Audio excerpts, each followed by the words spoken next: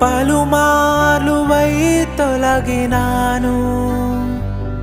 నీ పరలోక దర్శనము నుండి విలువైన నీ దివ్య పిలుపుకు నే తగినట్లు జీవించనైతిని అయినా నీ ప్రేమతో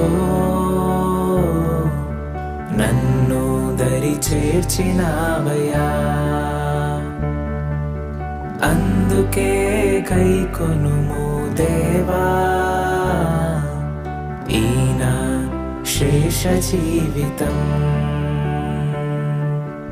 ఇదిగో దేవా నా జీవితం ఆపాదమస్తకం నీకంకితం ఇది